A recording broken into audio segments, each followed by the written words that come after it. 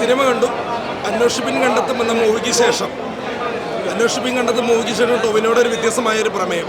കാരണം സിനിമയ്ക്കുള്ളിലെ സിനിമ ആണിത് പറഞ്ഞിരിക്കുന്നത്.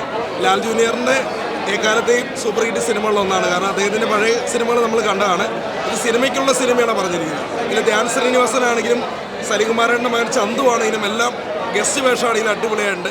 പിന്നെ അതുപോലെ തന്നെ അതിനകത്ത് അഭിനയിച്ചിരിക്കുന്നത് പ്രത്യേകിച്ച് പറയാൻ സൗബിൻ വേറെ ലെവലാണ് ഈ സിനിമയിൽ. മഞ്ഞുമൽ ബോയ്സിന് ശേഷം സൗബിൻ്റെ ഒരു പ്രത്യേക രീതിയിലുള്ളൊരു ആക്ടിങ് ഈ സിനിമയിലുണ്ട്. പിന്നെ അതുപോലെ തന്നെ പാട്ടുകളാണെങ്കിലും BGM ആണെങ്കിലും എല്ലാം സൂപ്പറാണ്. ഡയറക്ഷനും ലാസ്റ്റ് ക്ലൈമാക്സ് വേറെ ലെവലാട്ടോ. അത് ഞാൻ പറയുന്നില്ല, എല്ലാവരും കാണാനുള്ളതാണ്. അനൂപ് മേനോൻ ഇതിലൊരു നല്ലൊരു വേഷം ചെയ്തിട്ടുണ്ട്. അദ്ദേഹത്തിൻ്റെ ക്യാരക്ടറിൻ്റെ സസ്പെൻസാണ്. എന്തായാലും നല്ലൊരു മൂവി കാണാൻ സാധിച്ചു. നടികർ സിനിമയ്ക്കുള്ളിലെ സിനിമ. നസീർ സാറിൻ്റെ ഒരു വീഡിയോ കാണിക്കുന്നുണ്ട്, നമ്മുടെ പ്രേം നസീർ സാറിൻ്റെ ഒരു വീഡിയോ. അദ്ദേഹം പറയുന്നുണ്ട് സിനിമയ്ക്കുള്ളിൽ അന്ന് ജാടയില്ലായിരുന്നു, വരുന്നവരൊക്കെ ജാട കാണിക്കില്ലായിരുന്നു. അതെല്ലാം തിരുത്തി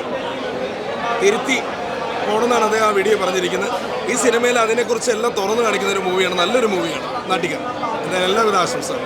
ടൊവിനോ തോമസിൻ്റെ തല്ലുമലയ്ക്ക് ശേഷം ഗംഭീരമായിട്ട് അഭിനയ പ്രാധാന്യമുള്ള വേഷമാണ്. പിന്നെ ഭാവനയായിട്ടുള്ള രംഗങ്ങളും ലിപ് ലോക്ക് സീക്വൻസ് ഒക്കെ ഗംഭീരമാണ്. അപ്പോൾ ഒരു ഗംഭീര സിനിമയ്ക്കുള്ള സിനിമയാണ്. ഉദയനാട് താരം ഹണീബി ഒരുപാട് സിനിമകളിൽ നമ്മൾ പച്ചക്കുതിരിൽ വരെ സിനിമയ്ക്കുള്ള സിനിമ കണ്ടാണ്.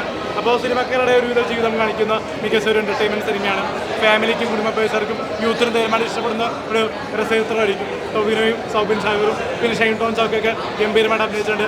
പിന്നെ സുരേഷ് കൃഷ്ണ ഗംഭീരമായിട്ട് അഭിനയിച്ചിട്ടുണ്ട്. ഒരു വൺ ടൈം വാച്ചോടെ സിനിമയാണ്.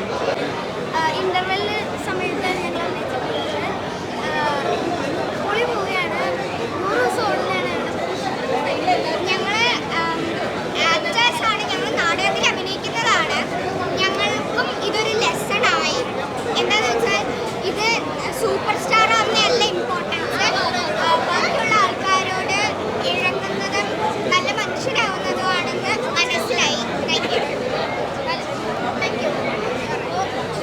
ചോദ്യമാണ് ഇത് നടികർ തിലകം എന്നായിരുന്നു പടത്തിൻ്റെ പേര്. പിന്നെ അത് ചില ഇഷ്യൂസുകൊണ്ട് പേര് മാറ്റിയെങ്കിൽ നടികർ.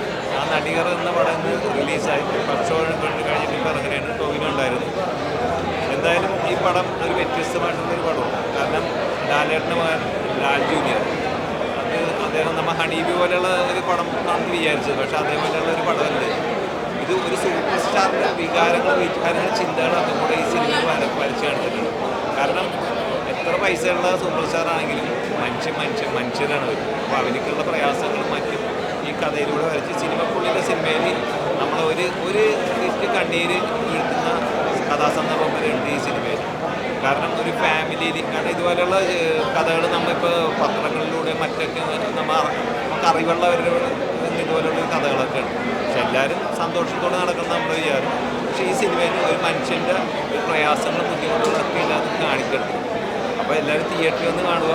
കാരണം നമുക്കൊരു ഫാമിലി സ്റ്റോറി എന്ന് തന്നെ പറയാം ഈ സിനിമയാണ്. കാരണം ഭയങ്കര അടിച്ചുപൊളി സിനിമയിലെ എല്ലാ ചെയ്തികളുണ്ട്. എന്നാൽ ടൊവിനോ എന്ന ആ അഭിനേതാവിൻ്റെ എല്ലാ കഴിവുകളും ലാൽ ജൂനിയർ എന്ന സംവിധായകൻ അദ്ദേഹം ഇതിൽ കഴിവ് തെളിയിച്ച്. കാരണം അദ്ദേഹത്തിന് എന്തെല്ലാം അഭിനയം ഇതിന് എടുക്കാൻ പറ്റും അതൊക്കെ ഇതിനകത്ത് ഒപ്പിയെടുത്തിട്ടുണ്ട്.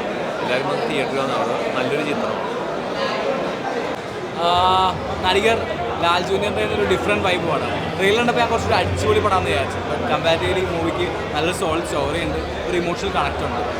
സിനിമയ്ക്കുള്ള സിനിമ നമ്മൾ ഒത്തിരി കണ്ടേക്കാണ്. പക്ഷേ ഇതിനകത്ത് ഒരു എന്താ പറയുക, ഒരു സൂപ്പർ സ്റ്റാറിൻ്റെ life up to down, ego issues അതൊക്കെ എങ്ങനെ മാറുന്നു, എങ്ങനെ ഒരു നാൾ നല്ലൊരു നടനാവുന്നുള്ള രീതിയിലാണ്. Tovi has done a good job. ഒരുപാട് ഡിഫറെൻറ്റ് ലുക്സ് ഉണ്ട്, അതൊരു രസമുണ്ടാണ്.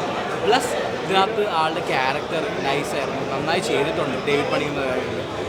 പിന്നെ പറയേണ്ടത് ഏറ്റവും എനിക്ക് ഇഷ്ടപ്പെട്ട കാര്യം അതിൻ്റെ കോസ്റ്റ്യൂംസാണ്. ഭയങ്കര സ്റ്റൈലിഷ് ആയിരുന്നു കാണാൻ. എക്ത എന്നാണ് ആ കോസ്റ്റ്യൂംസിൻ്റെ പേര്. അടിപൊളിയായിട്ട് ചെയ്തിട്ടുണ്ട്. ആൻഡ് ട്രെയിൻസൊക്കെ കാണുമ്പോൾ ഭയങ്കര ബ്യൂട്ടിഫുൾ ആയിരുന്നു, പ്രത്യേകിച്ച് ലാൽ ജൂനിയർ നേതാവ്. അതിൻ്റെ ട്രാൻസിഷൻ നൈസായിരുന്നു. ലൈക്ക് സിനിമയ്ക്കുള്ള സിനിമ, അപ്പോൾ സിനിമ കാണുമ്പോൾ ആ ഒരു അതിൻ്റെ ആസ്പെക്ട് റേഷ്യോ മാറുന്നതും റിയൽ ലൈഫിൽ ആസ്പെക്ട് റേഷ്യോ ഉള്ളതും അത് നല്ല രസമുണ്ടായിരുന്നു. മൊത്തത്തിലൊരു നല്ലൊരു ഫീൽ ഗുഡ് മൂവി. നിരാശപ്പെടുത്തില്ല, എനിക്കൊക്കെ ഇഷ്ടപ്പെട്ടു. അനൂപ് മേനോൻ നന്നായി ചെയ്തിട്ടുണ്ട്, നല്ലൊരു എക്സ്റ്റൻഡ് ക്യാമിയോ ഉണ്ടായിരുന്നു. പിന്നെ 2-3 ക്യാമിയോസ് ധ്യാൻ ശ്രീനിവാസൻ ഉണ്ടായിരുന്നു, ഷൈൻ ഉണ്ടായിരുന്നു.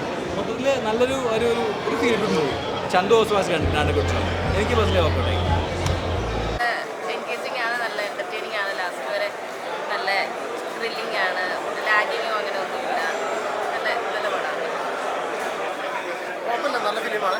ടൊവിനോടെ ഒരു വേറിട്ടൊരു വേറെ ഒരു തല സ്റ്റൈലിഷ് ആയിട്ടുള്ള നല്ലൊരു മൂവി.